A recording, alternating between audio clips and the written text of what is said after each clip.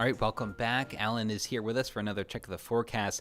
While I was driving in today, around 2 o'clock-ish, a lot of water had pooled up on the highway. I'm just imagining that now frozen or It's on its gonna, way. some of it will, start to freeze over. We're not quite there yet. Okay. In Portland, we're still in the middle 30s, and it's been fluctuating around the mid 30s for the last several hours. And today, the rain you're mentioning, coupled with the warm up, really did a number on snowpack outside of the mountains and up to the north. I know, where I'm staying right now, it was like a nice blanket of snow yesterday. Woke up to the lawn,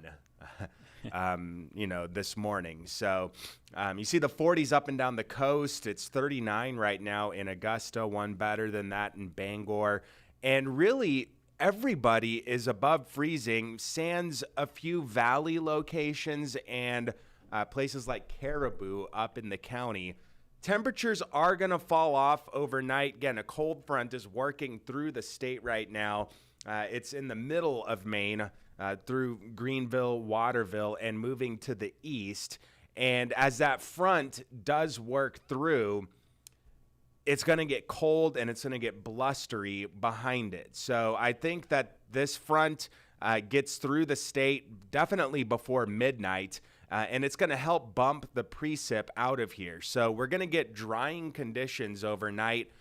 This is around the time where, if there's going to be some slick spots, you'll really need to be paying attention on the roads and just know that that's a possibility, especially on roads that aren't frequently treated. I would suspect that the Turnpike and 95 are going to be fine.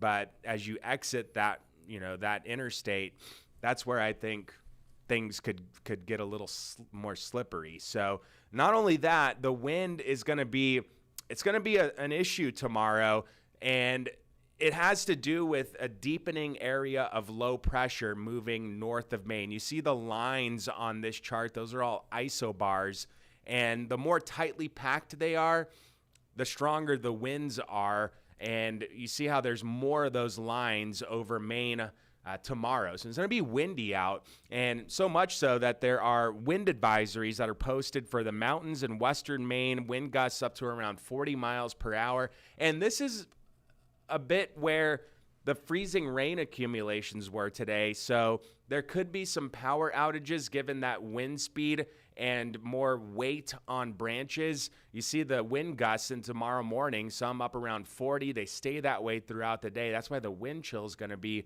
near zero all day long. And then they calm down into Wednesday. That is thanks to that big region of low pressure moving away. You see those isobars, the compact part of them also moving out. So the winds, they will relax. And then around that same area of low pressure, a piece of energy circulates it into New Year's Eve and day. That may give us a coating, maybe up to 2 inches of snow down east Wednesday night and into Thursday. So if you have plans, expect cold conditions. It is going to be a flurry or two, and then it stays cold. That big lobe of low pressure hangs out over New England and the Northeast, and look what it does to the highs, way below average, should be in the middle 30s. The coldest time of year is mid to late January, where average highs are at freezing, and we're going to be lower than that over the next 7 days. So gale warnings up for tomorrow.